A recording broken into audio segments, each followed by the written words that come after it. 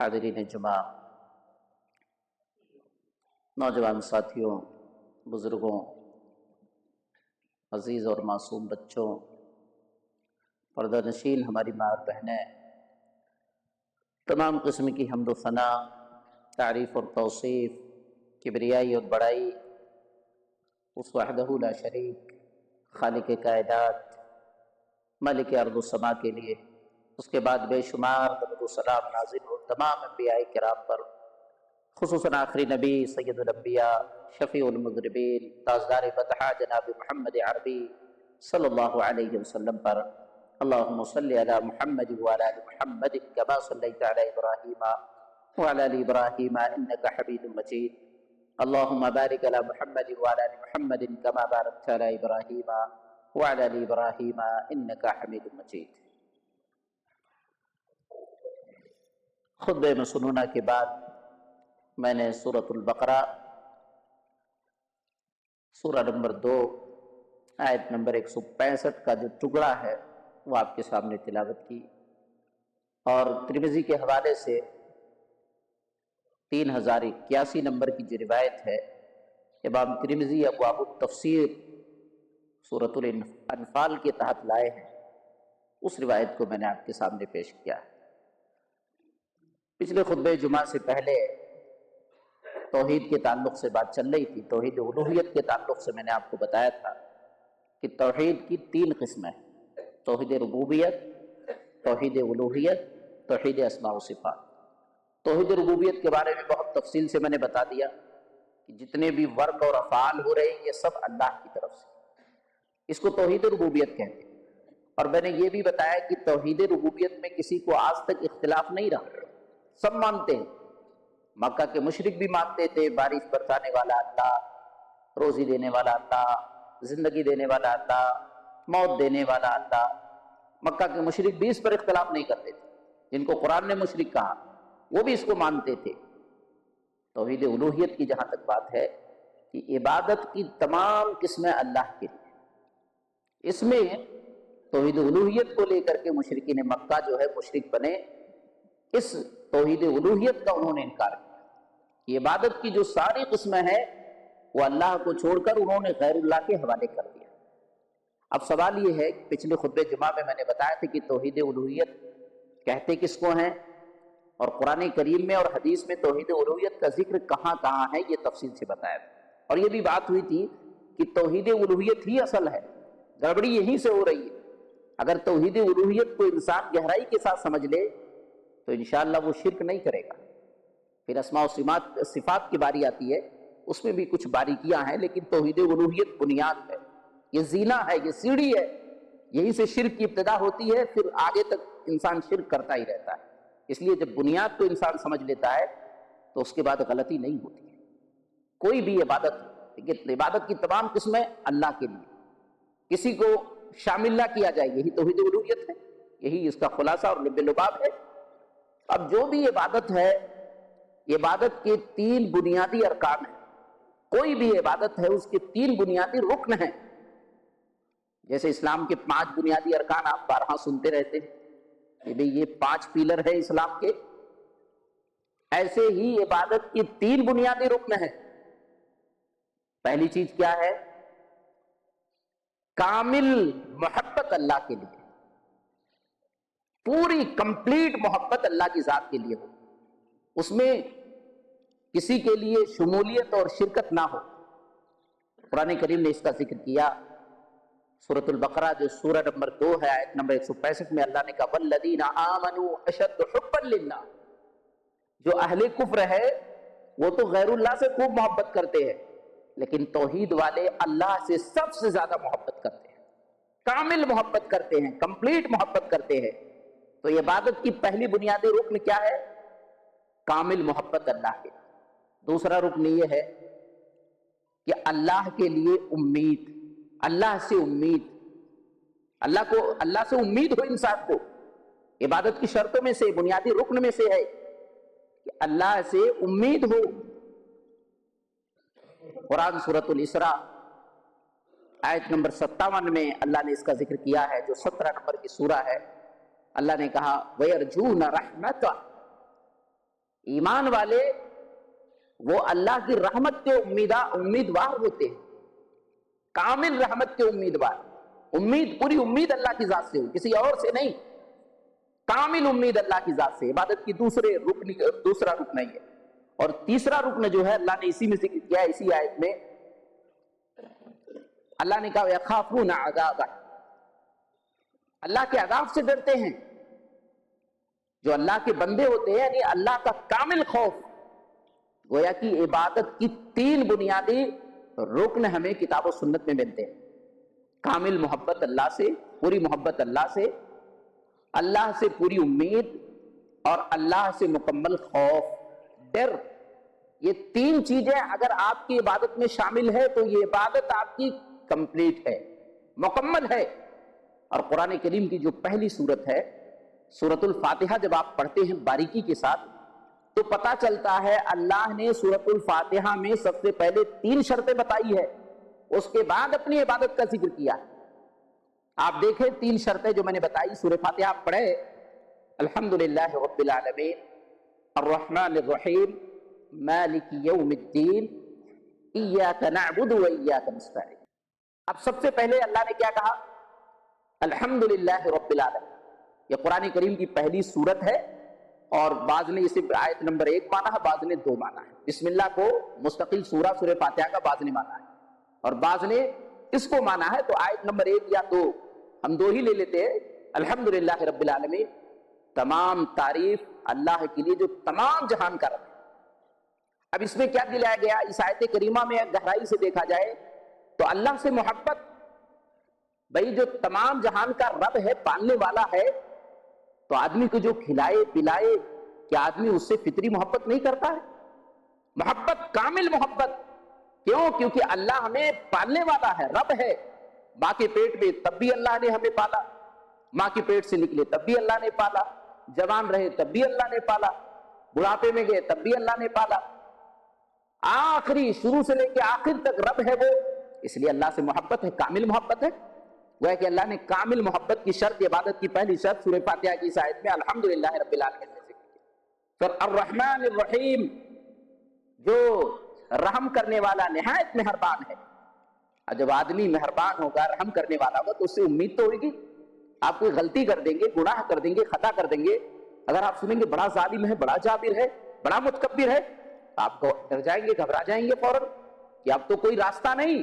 الرحمن الرحیم، اللہ نے کہا اگر محبت اس سے کامل ہے تو امید بھی اس سے کرو، کیونکہ وہ رحمان الرحیم ہے، نہایت مہربان ہے، نہایت رحم کرنے والا ہے۔ پھر مالک یوم الدین، قیامت کے دن کا مالک ہے۔ اب یہاں سے آدمی کو ڈر لگے گا کہ قیامت کا پورا حساب و کتاب کا مالک جب اللہ ہے تو اللہ سے کامل ڈر بھی ہونا چاہیے، اور کسی سے ڈرنا بھی نہیں چاہیے۔ اس کے بعد اللہ نے کہا ایاک نعبد و ایاک نستعین، ہم تیری ہی عبادت کرتے ہیں اور تجھ سے ہی مدد طلب کرتے ہیں۔ اللہ نے پہلے 3 شرطوں کا ذکر کر دیا ہے کہ عبادت کے لیے اللہ سے کامل محبت ہو، اللہ سے مکمل امید ہو، اللہ سے مکمل ڈر ہو۔ اگر یہ 3 چیزیں عبادت میں ہیں تو آپ کی عبادت عبادت ہے، اور اگر یہ 3 چیزیں نہیں ہیں تو آپ کی عبادت عبادت نہیں ہوگی۔ مثال سے آپ سمجھ لیں، آپ نماز پڑھ رہے ہیں، اب نماز پڑھنے میں آپ کیا کر رہے ہیں؟ نماز پڑھ رہے ہیں لیکن پوری توجہ اللہ کی طرف نہیں ہے، محبت کے ساتھ نہیں پڑھ رہے ہیں، دنیا داری میں لگے ہیں، دکانوں کا، تجارت کا، بزنس کا سوچ رہے ہیں۔ امام صاحب نماز پڑھ رہے ہیں، آپ دکانوں کی کاؤنٹنگ میں لگے ہیں، دنیا داری میں لگ رہے ہیں، آرام سے آپ نماز پڑھ رہے ہیں، نماز نہیں ہے، بظاہر کھڑے ہیں، یہاں حاضری ہو رہی ہے آپ کی، نماز سے کوئی واسطہ نہیں، کامل محبت ہی نہیں، آپ کے دل میں محبت ہی نہیں، پھر امید ہی نہیں ہے، پھر خوف ہی نہیں ہے۔ اگر یہ تینوں چیزیں ہوتی تو آدمی نماز پڑھے اور مجال ہے اس کے دل و دماغ میں ادھر ادھر کی چیزیں آ جائیں۔ گویا کہ جب عبادت سے یہ تینوں شرطیں خالی ہوتی ہیں، یہ تینوں رکن خالی ہوتے ہیں، تو آدمی کا عبادت عبادت نہیں، اس کا کھیل اور تماشا بن جاتا ہے۔ آپ کوئی بھی عبادت دیکھ لیں، ان تینوں شرطوں کو رکھیں کہ اللہ سے کامل محبت، اللہ سے امید اور اللہ سے خوف۔ اگر تینوں شرطوں کے ساتھ، تینوں رکن کے ساتھ کریں گے تو عبادت عبادت ہے۔ اب آگے چلیں، عبادت کی 3 قسمیں ہیں، 3 طرح کی عبادت ہر انسان کرتے ہیں۔ عبادت کی 3 قسمیں ہم سب کرتے ہیں۔ وہ کیا ہے 3 قسمیں؟ ایک ہم زبان سے اللہ کی عبادت کرتے ہیں، ایک ہم اپنے بدن سے اللہ کی عبادت کرتے ہیں، ایک ہم اپنے مال سے اللہ کی عبادت کرتے ہیں۔ یہ 3 قسمیں ہیں، یہی 3 قسمیں ہیں۔ زبان سے اللہ کی عبادت کرتے ہیں، جیسے ذکر و اذکار کرنا، دعائیں پڑھنا، وظیفہ پڑھنا، یہ ساری چیزیں زبان سے ہوتی ہے۔ ہم زبان کے ذریعے سے اللہ کو یاد کر رہے ہیں، اٹھتے بیٹھتے اللہ کی تسبیحات پڑھتے ہیں، تحمیدات پڑھتے ہیں، ذکر و اذکار چل رہے ہیں، قرآن کریم کی تلاوت چل رہی ہے۔ یہ کیا ہے؟ اس زبان کے ذریعے سے اللہ کی عبادت ہے۔ اللہ نے قرآن کریم سورہ جن جو 72 نمبر کی سورہ ہے، اللہ نے اس کے اندر سورہ جن کے اندر کہا وَأَنَّ الْمَسَاجِدَ لِلَّهِ فَلَا تَدْعُوا مَعَ اللَّهِ أَحَدًا۔ یہ مسجد 18 نمبر کی آیت ہے، یہ مسجد ہے وَأَنَّ الْمَسَاجِدَ لِلَّهِ فَلَا تَدْعُوا مَعَ اللَّهِ أَحَدًا، یہ مسجد اللہ کے گھر ہے، یہ جتنے بھی مساجد ہیں یہ اللہ کا گھر ہے۔ فَلَا تَدْعُوا مَعَ اللَّهِ أَحَدًا، خبردار اللہ کے علاوہ کسی اور کو نہیں پکارنا ہے۔ یہاں ہوتے ہوئے آپ اللہ کو چھوڑ کر کسی اور کو پکاریں، کسی اور کا نام لیں، کسی کی اور تعریف کریں، ایسا نہیں ہو سکتا۔ یہ اللہ کا گھر ہے، خالص اللہ کا ذکر یہاں پر چلے گا۔ وہ اللہ رب العالمین نے قرآن کریم میں باقاعدہ زبانی عبادت کے تعلق سے ہمیں تلقین کیا ہے، اور بہت ساری آیتیں ہیں، ایک میں صرف مثال دے کے آپ کو سمجھا رہا ہوں۔ ہم اپنے بدن سے عبادت کرتے ہیں، بدنی عبادت، قرآن کریم نے بدنی عبادت کا بھی ذکر کیا ہے۔ سورہ آل عمران جو 3 نمبر کی سورہ ہے، آیت نمبر 31 میں اللہ نے کہا قُلْ إِن كُنتُمْ تُحِبُّونَ اللَّهَ فَاتَّبِعُونِي يُحْبِبْكُمُ اللَّهُ۔ اے لوگو، اگر تم یہ کہتے ہو کہ میں اللہ سے محبت کرتا، قُلْ إِن كُنتُمْ تُحِبُّونَ اللَّهَ، اللہ کے نبی اعلان کرو اگر تمہارا یہ دعویٰ ہے کہ تم اللہ سے محبت کرتے ہو، فَاتَّبِعُونِي، میری پیروی کرو، میری پیروی کرو۔ آدمی پیروی کیسے کرے گا؟ اپنی بدن سے۔ ظاہر سی بات ہے، اللہ کے نبی صلی اللہ علیہ وسلم نے جیسے نماز پڑھی، نماز پڑھ کے، اللہ کے نبی نے جیسے روزہ رکھا، روزہ رکھ کر کے، فَاتَّبِعُونِی، یا محبت کا اظہار کر کے، یحببکم اللہ، اللہ تم سے محبت کرے گا۔ آدمی محبت دل سے ہے، اور دل کا تعلق بدن سے ہے۔ آدمی پیروی کرے گا، اپنے دل سے بھی پیروی کرے گا، اپنے بدن سے بھی پیروی کرے گا۔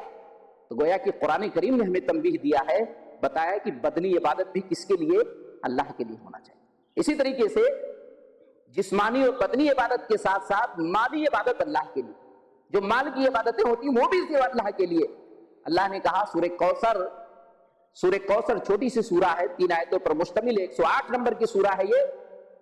اللہ نے کہا فَصَلِّ لِرَبِّكَ وَانْحَرْ، اللہ کے نبی اپنے رب کے لیے نماز پڑھیے اور قربانی کیجیے۔ دیکھیے، قربانی کیجیے، حکم مل رہا ہے کہ مالی عبادت یہ قربانی ہے، قربانی ہم مال کے ذریعے سے کرتے ہیں، یہ کس کے لیے؟ اللہ کے لیے ہونا چاہیے۔ پتا چلا عبادت کی بھی کتنی قسمیں ہیں؟ 3 قسمیں ہیں، ایک زبانی عبادت، ایک جسمانی اور بدنی عبادت، ایک مالی عبادت۔ تینوں کی مثالیں میں نے قرآن سے آپ کو بتا دیا۔ اب آئیے ہم تفصیل سے سمجھتے ہیں کہ غلطی کہاں سے ہوتی ہے۔ غلطی کہاں سے ہوتی ہے؟ دیکھیے، زبانی جو عبادت ہے، آپ قرآن کریم پڑھیے تو قرآن کریم میں بہت تفصیل سے اس کی عبادتوں کو ہمیں ملتا ہے۔ جو زبانی عبادت ہے اس کے بارے میں بہت تفصیل موجود ہے۔ آئیے ہم تفصیل آپ کو دیکھیں، بتائیں، اور بتائیں لوگ غلطی کیسے کرتے ہیں تاکہ سمجھ میں آئے۔ کیونکہ ہر آدمی جب اس کو کہو کہ اللہ کی عبادت کرو، اللہ کی مانو، اللہ کے سامنے سر جھکا، تو کہتا ہے میں نے کب شرک کیا؟ اور وہ شرک کر رہا ہوتا، وہ غلطی کر رہا ہوتا، لیکن آپ کی بات کو ماننے کے لیے تیار نہیں ہوگا۔ تو غلطی کیسے کرتا ہے؟ قرآن کریم نے کیا ہمیں بتایا ہے، کہاں غلطی ہو رہی ہے، وہ آپ تفصیل سے دیکھیں۔ سب سے پہلے ہم عبادت کی پہلی قسم ہم دیکھتے ہیں، زبانی عبادت صرف اللہ کے لیے، یعنی ہماری زبان سے جب بھی عبادت کے الفاظ نکلیں گے کس کے لیے؟ اللہ کے لیے نکلیں گے۔ اب آپ اندازہ لگائیں، حضرت آدم اور حوا کو دیکھیں۔ سب سے پہلے آدم اور حوا کو اللہ رب العالمین نے زمین کے اندر بھیجا۔ قرآن کریم سورہ بقرہ میں ان کے واقعات بڑے تفصیل سے اللہ رب العالمین نے بیان کیا ہے۔ آیت نمبر 25 سے لے کر کے 33، 37، 38 تک آپ چلے جائیں، سارے ذکر اللہ نے کیا ہے۔ اس کے بعد سورہ آراف میں بھی ذکر کیا اللہ نے۔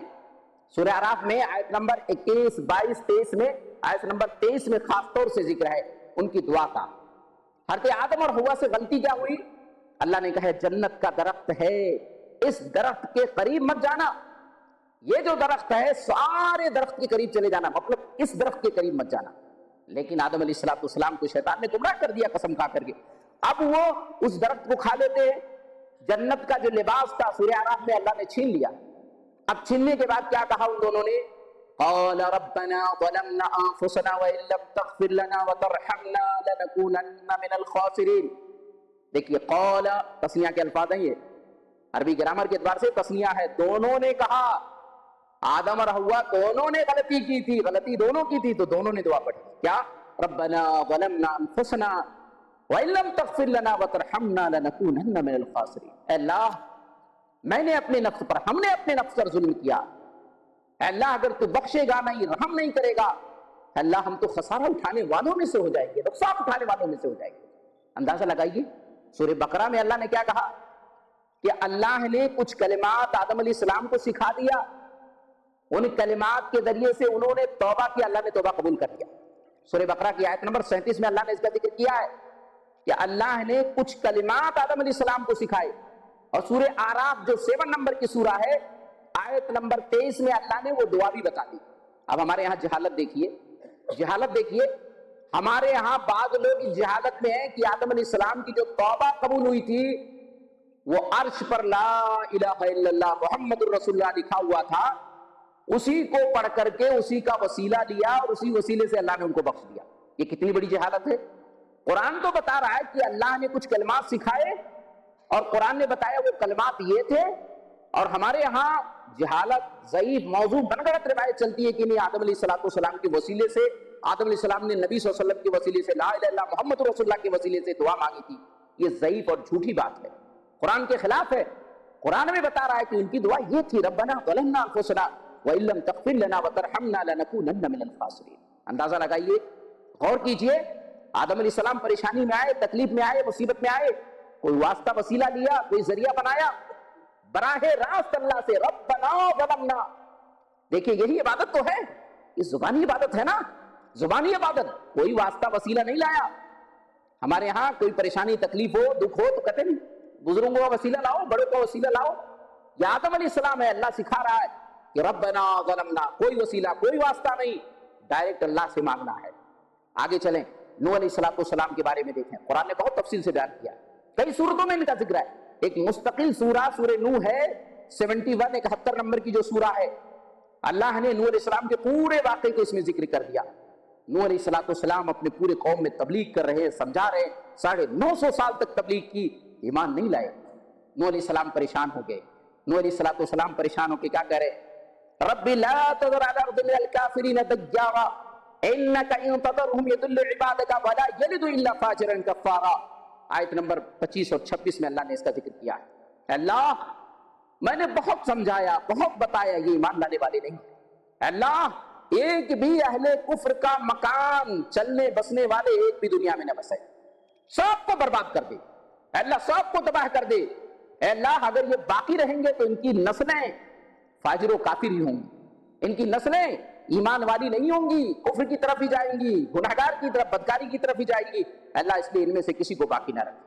اندازہ لگائیے کیا دعا کر رہے ہیں؟ ربی لا تذر، اللہ سے مانگ رہے ہیں ڈائریکٹ، زبانی عبادت ہے نا، یہ پکارنا، اس کو اللہ کو پکارنا یہ زبانی عبادت ہے۔ اللہ کو ڈائریکٹ پکار رہے ہیں، راستہ واسطہ وسیلہ ذریعہ نہیں پیدا کر رہے ہیں، ڈائریکٹ اللہ سے مانگ رہے ہیں، اور اللہ نے دیا بھی۔ بھئی عذاب آیا، کشتی نوح کی کشتی تیار ہوئی، ایسا نہیں کہ انہوں نے صرف مانگا اور کام ختم ہو گیا، ملا نہیں، مانگا اور وہ چیز ملی بھی، کشتی تیار کی گئی، باقاعدہ اوپر سے نیچے سے پانی بہا اور سیلاب کی شکل میں ان کو تباہ و برباد کر دیا گیا پوری قوم کو۔ یہ نوح علیہ السلام کی اللہ سے ڈائریکٹ مانگا، اس کا رزلٹ بھی ان کو ملا۔ حضرت ابراہیم علیہ السلام کو دیکھیں آپ، قرآن کریم نے ان کا ذکر کیا ہے، آگ میں پوری قوم مل گئی، اللہ جلایا گیا، آگ جلایا گیا، خطرناک ماحول تھا، اور باقاعدہ آلے کے ذریعے سے آگ میں ان کو ڈالا گیا، گھبرائے نہیں۔ صحیح بخاری کے الفاظ نے کیا کہا؟ حسبی اللہ و نعم الوکیل۔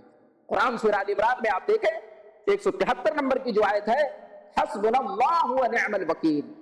اللہ کے نبی نے بھی یہ دعا پڑھی ہے، حضرت ابراہیم نے بھی مصیبت کے وقت پڑھی ہے۔ نبی صلی اللہ علیہ وسلم کو جب بتایا گیا کہ مکہ والے پوری تیاری میں ہیں، اب تباہ کر دیں گے اسلام کو، ڈرو، اللہ کے نبی نے کہا حسبنا اللہ و نعم الوکیل۔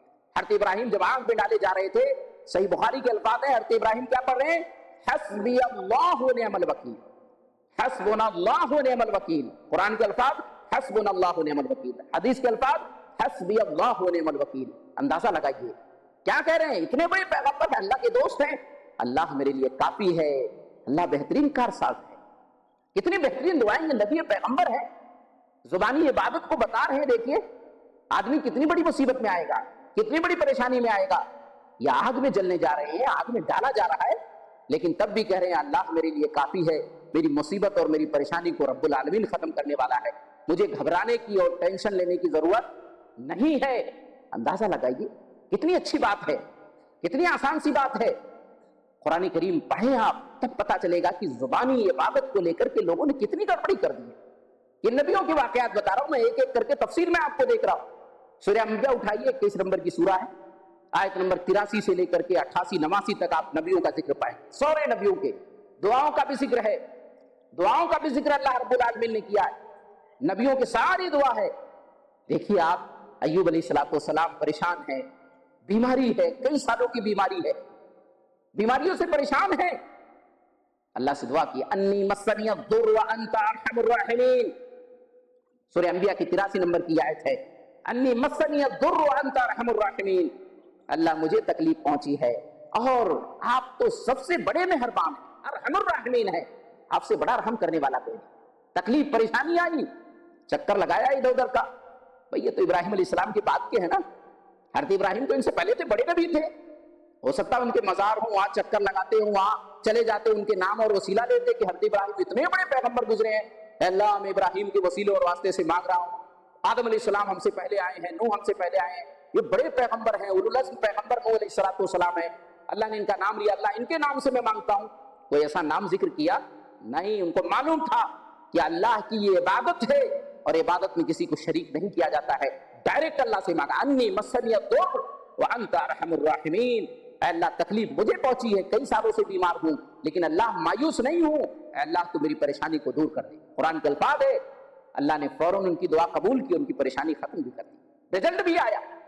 آپ دیکھیں یونس علیہ السلام، مچھلی والے نبی، فنادى في الظلمات لا الہ الا انت سبحانک انی کنت من الظالمین، مچھلی کے پیٹ میں گئے، رات کا اندھیرا ہے، سمندر کا اندھیرا ہے، مچھلی کا اندھیرا ہے، تین اندھیروں میں پھنسے ہیں، اس لیے قرآن نے کہا فنادى في الظلمات، جمع کا لفظ لایا گیا، تاریکیوں میں پکار، کیونکہ رات کی تاریکی تھی، سمندر کی تاریکی، مچھلی کی تاریکی، پیٹ کی تاریکیوں میں پکارا، کیا اللہ الہ الا انت سبحانک انی کنت من الظالمین، اے اللہ تیرے علاوہ کوئی حقیقی معبود نہیں، اے اللہ تیری ذات پاک ہے اور میں ہی ظالموں میں سے ہوں۔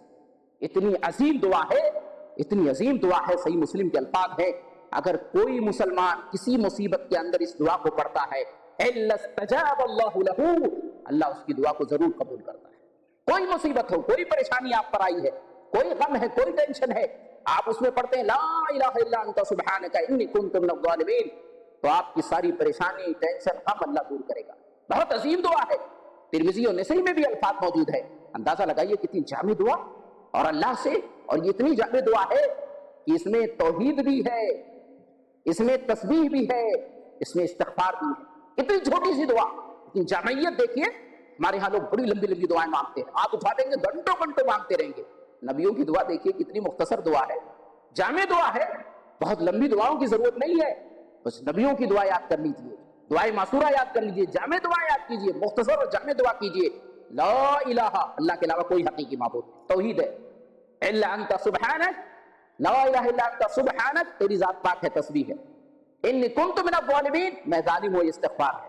دیکھ رہے ہیں چھوٹے سے دعا کے اندر توحید، تسبیح اور استغفار تینوں جمع کر دیا گیا، اس لیے بہت جامع دعا بتائی۔ اندازہ لگائیں آپ، غور کریں، پتہ کیا چلا کہ نبیوں کا سلسلہ اگر ہم دیکھیں، جب بھی پریشانی، مصیبت، تکلیف آئی، زبانی عبادت کے ذریعے سے اللہ کو یاد کیا، اور جب اللہ کو یاد کیا تو رب العالمین نے زبانی عبادت کے ذریعے سے ان کی دعاؤں کو قبول کیا۔ سورہ یوسف اٹھائیے، 12 نمبر کی سورہ ہے یہ، 86 نمبر کی آیت، انما اشکو بثی وحزنی الی اللہ، حضرت یعقوب کے لخت جگر یوسف غائب ہے، کنویں میں ڈال دیے گئے ہیں، ان کو پتہ نہیں، آنکھیں کھو دیا ہے محبت میں رو رو کے، تب بھی کیا کہہ رہے ہیں، انما اشکو بثی وحزنی الی اللہ، اے اللہ میں یہ شکوہ شکایت کسی سے نہیں کروں گا، کسی کے سامنے جا کے روؤں دھوں آنسو بہاؤں، میرا دھندا نہیں چل رہا، میرا بزنس نہیں چل رہا، میری اولاد یہ ہے، میری پڑوسی یہ ہے، میری بیوی یہ ہے، نہ یہ میرا کام نہیں ہے، میں تو ساری شکایت اللہ تجھ سے کرتا ہوں، انما اشکو بثی، جتنی میری بے قراری ہے، بے چینی ہے، وحزنی، جو میرے ٹینشن ہے، اللہ میں تجھ سے ساری بات کہتا ہوں، انما اشکو، ساری شکایت تجھ سے کرتا ہوں۔ اندازہ لگائیے، غور کیجئے کتنی جامع دعا ہے. ہمارے نبی جناب محمد عربی صلی اللہ علیہ وسلم کو دیکھیے، غزوہ بدر کا موقع ہے. ترمذی کی کتاب ابواب التفسیر کی 3081 نمبر کی روایت ہے. غزوہ بدر کا موقع ہے. حضرت عمر بن خطاب رضی اللہ تعالیٰ عنہ حدیث کے راوی ہیں، کہتے ہیں غزوہ بدر میں اللہ کے نبی صلی اللہ علیہ وسلم نے دیکھا، مشرکین کی طرف نظر پڑی تو وہ 1000 تھے، اور اپنے اصحاب کی طرف دیکھا تو 313 تھے. 313 1000، یہاں نہتے ہیں 313، کچھ نہیں ہے ان کے پاس، وہاں 1000 ہے، مکمل ان کے پاس ساز و سامان ہے. کہا یہ دیکھنے کے بعد اللہ کے نبی صلی اللہ علیہ وسلم نے اپنے ہاتھوں کو اٹھا دیا. یمدو الیہ، اللہ کے نبی نے اپنے ہاتھوں کو اللہ کی طرف اٹھا دیا اور اللہ سے پکار کے دعا کرنے لگے. جعل یہتف بربہ، اپنے رب سے دعا کر رہے، اللہم انجز لی ما وعدتنی، اللہم آتنی ما وعدتنی، اے اللہ جو وعدہ آپ کا تھا وہ پورا کرو. اے اللہ جو وعدہ تھا، اے اللہ جو آپ نے مجھے کہا تھا وہ پورا کرو. اللہم ان تہلک ہذہ العصابہ من الاسلام لا تربت فی الارض، اللہ یہ چھوٹی سی جماعت ہے مسلمانوں کی، اگر یہ ہار گئی، یہ شکست کھا گئی آج، اللہ زمین پر آپ کی عبادت نہیں ہو پائے گی. حدیث کے الفاظ ہیں، ابو بکر صدیق کہتے ہیں اللہ کے نبی اتنے رو رہے ہیں اللہ سے دعا کر کے کہ اللہ کے نبی صلی اللہ علیہ وسلم کی جو چادر مبارک تھی وہ نیچے گر گئی. ابو بکر صدیق پیچھے سے پکڑتے ہیں، اللہ کے نبی، اللہ کا وعدہ پورا ہوگا، اللہ ضرور آپ کی مدد کرے گا، آپ گھبرائیے نہیں، ٹینشن نہیں لیجیے. اللہ سے آپ نے دعا کر دی. اللہ نے سورہ انفال میں نبی کو بشارت دی تھی کہ ہاں 3000 فرشتوں سے آپ کی مدد کی جائے گی، آپ گھبرائیے نہیں، ٹینشن نہ لیجیے. اندازہ لگائیے، اللہ سے مانگا گیا نا، رو کے مانگا گیا نا، اللہ نے فوراً وعدہ پورا کیا. یہ اللہ کا وعدہ ہے. لیکن افسوس آج ہمارے سماج اور معاشرے میں کتنے ایسے بزرگ ہیں اٹھتے بیٹھتے یا علی مدد. کیا ہے؟ شرک نہیں ہے؟ اب سمجھیے آپ اس بات کو. نبیوں نے جب بھی مانگا، کچھ بھی مانگا، اللہ سے مانگا. ہمارے یہاں یا علی مدد، یا فلاں بابا مدد، یا فلاں مدد، یا عبد القادر جیلانی مدد، نعوذ باللہ من ذالک. یہ شرک نہیں تو اور شرک کیا ہے؟ آپ مجھے بتائیں، اٹھتے بیٹھتے چلتے پھرتے اتنے مسلمان آپ کو ملیں گے، ماشاءاللہ داڑھی ہے، ٹوپی ہے، پنج وقتہ نمازی ہے، لیکن اٹھتے بیٹھتے یا علی، یا عبد القادر، یا فلانے بابا، یا فلانے غوث، یا فلانے غوث، مدد مدد مدد. اللہ اکبر. اگر یہ شرک نہیں تو اور شرک کیا ہوگا؟ اندازہ لگائیے. یہی تو وہ شرک ہے کہ زبانی شرک کر رہے ہیں ہم اندازہ نہیں. ہم سوچ رہے ہیں کہ ہم تو اللہ کے ولیوں کو راضی کر رہے ہیں، ہم تو اللہ کے ولیوں کی بات کر رہے ہیں، یہ تو اللہ کے ولی کے دشمن ہے. اسی بات پہ تو ہمیں تانا دیا جاتا ہے کہ اللہ کی ولی کے دشمن ہے، یہ تو ولیوں کا ذکر ہی نہیں کرتے ہیں. ولیوں کا ذکر کس انداز میں ہونا چاہیے وہ قرآن نے ہمیں بتایا ہے. وہ قرآن نے ہمیں بتایا. یہ ولیوں کا ذکر نہیں ہے، یہ اللہ سے دشمنی ہے، یہ پیر ہے، یہ ولیوں سے دشمنی ہے کہ ان کو مدد کے لیے پکارا جائے، حالانکہ ان کو پتہ ہی نہیں کہ مجھے کون پکار رہا ہے، ان کو معلوم ہی نہیں. تو خلاصہ یہی نکلا کہ ہمارے سماج اور معاشرے میں شرک کی جو ایک قسم زبانی چلتی ہے وہ یہی کہ پکار اللہ کے لیے، مدد اللہ کے لیے، جب بھی مانگو اللہ سے مانگو، زبان سے عبادت جب ہو تو اللہ کی ہو. لیکن ہمارے ہاں اللہ کی جگہ پہ غیر اللہ کو بیٹھا دیا گیا، نبیوں ولیوں کا نام دے دے کے بیٹھا دیا گیا. یہ کھلا ہوا شرک ہے. اگر ایسا شرک کرتا کرتا کوئی چلا گیا، یاد رکھیے اس کے نماز، اس کے روزے، اس کے حج، اس کے صدقات ایک طرف ہیں اور اس کی ساری نیکی تباہ و برباد ہو جائے گی. کوئی نیکی اس کی قبول نہیں ہے، کیونکہ شرک ہے. یہ اللہ کا وعدہ ہے کہ اگر شرک کرنے والا ہے تو اس کے گناہ معاف نہیں ہوں گے، شرک کے علاوہ باقی گناہ معاف ہو جائیں گے. اس لیے مسلمانوں سمجھو، مائیں بہنیں سمجھو. آج ہمارے یہاں بہت ساری چھوٹی چھوٹی کتابچے چلتے ہیں، 5 سورہ، 10 سورہ، 15 سورہ، اس میں بھی شرک کی بھرمار چیزیں ہیں. یہ پڑھ لو 10 مرتبہ یہ ہو جائے گا، 20 مرتبہ یہ پڑھ لو یہ ہو جائے گا، 40 مرتبہ ان کا نام لے لو یہ ہو جائے گا. اس طرح کی شرک کی بھرمار ہے. قرآن کے مقابلے میں کون سی کتاب ہے؟ قرآن سے دور کرنے کے لیے لوگوں نے عجیب عجیب 5 سورہ، 10 سورہ، 20 سورہ، فلاں بیوی کی کہانی، فلاں اس طرح کی کتابیں نکال رکھی ہے. ہماری ماں بہن قرآن کو چھوڑ کے وہ ساری کتابیں پڑھ رہی. آپ جاؤ دیکھو گھروں میں قرآن کو چھوڑ کر یہ ساری چھوٹی چھوٹی کتابچے ہیں جس میں مکمل شرک بھرا پڑا ہے. اس لیے آپ قرآن کو پڑھو، آپ حدیث کو پڑھو. یہ چھوٹی چھوٹی کتابچے جو لکھے گئے ہیں جس سے گمراہی پھیلائی گئی ہے قرآن کے مقابلے میں، ان کو نہ پڑھو، یا پڑھو تو تحقیق کر لو کہ واقعی کتاب و سنت ہے یا اس کے علاوہ کچھ اور ہے. یہ خاص میسج اور پیغام ہے. خیر، اللہ سے میں دعا کروں گا جو بھی باتیں توحید عبادت کے تعلق سے میں نے آپ کو سمجھایا آج کے خطبہ جمعہ میں کہ توحید عبادت کے 3 رکن ہیں، یعنی اللہ سے کامل محبت ہے، اللہ رب العالمین سے کامل امید ہے، اللہ رب العالمین سے مکمل خوف ہے. یہ اس کے رکن ہیں عبادت کے. اور عبادت کی 3 قسمیں، زبانی عبادت ہے، بدنی اور جسمانی عبادت ہے، اور مالی عبادت ہے۔ میں نے تفصیل سے زبانی عبادت کو آپ کو قرآن اور حدیث کی روشنی میں سمجھا دیا ہے۔ اب انشاءاللہ آنے والے خطبہ جمعہ میں آپ کو بدنی عبادت کے بارے میں تفصیل سے، پھر مالی عبادت کے بارے میں تفصیل سے، ان میں گڑبڑیاں کہاں سے ہو رہی ہیں وہ گڑبڑیاں بھی میں آپ کے سامنے پیش کروں گا۔ اللہ سے دعا کریں آج کے درس پہ، آج کے خطبہ جمعہ میں جو بھی باتیں کتاب و سنت کی روشنی میں کہی گئی، اللہ کہنے سننے زیادہ ہمیں اس پر عمل کرنے کی توفیق عطا فرمائے۔ اللہ زندگی کے ہر موڑ پہ ہمیں کتاب و سنت کے مطابق چلنے کی توفیق عطا فرمائے۔ اللہ ہمیں سے بہت سارے لوگ بیمار ہیں، اللہ انہیں شفائے کامل اور عاجل عطا فرمائے۔ رب العالمین ہمارا جب آخری وقت ہو، ہماری زبان سے کلمہ لا الہ الا اللہ جاری اور ساری ہو۔ اللہ قبر کی منزل بہت کٹھن، بہت مشکل ہے، اللہ قبر کے عذاب سے ہماری حفاظت فرما، اللہ قبر کے سوال و جواب میں ہمارے لیے آسانی عطا فرما۔ اللہ ہمارے آباء و اجداد جو قبر کی زندگی میں ہیں، برزخ کی زندگی میں ہیں، اللہ ان کی لغزش کو، گناہوں کو، خطاؤں کو معاف فرما دے، اللہ ان کے قبر کو جنت کا ایک ٹکڑا بنا دے، اللہ قبر کے عذاب اور قبر کی مصیبت اور پریشانی سے ان کو بچا دے۔ رب العالمین میدان حشر کی گھڑیوں سے ہماری حفاظت فرما، مشکلات اور پریشانیوں سے ہمیں نجات دے دے۔ رب العالمین جب آخری وقت ہو، ہمارے زبان سے کلمہ لا الہ الا اللہ جاری اور ساری ہو۔ اللہ نبی صلی اللہ علیہ وسلم کے ہاتھوں سے حوض کوثر کا پانی ہمیں عطا فرما، اللہ نبی صلی اللہ علیہ وسلم کی شفاعت ہمیں عطا فرما۔ رب العالمین ہمیں جنت الفردوس میں جگہ دے، اللہ ہمیں جنت الفردوس میں جگہ دے، اللہ ہمیں جنت الفردوس میں جگہ دے، اللہ ہمیں جہنم کے عذاب سے بچا، اللہ ہمیں جہنم کے عذاب سے بچا، اللہ ہمیں جہنم کے عذاب سے بچا، آمین۔ وآخر دعوانا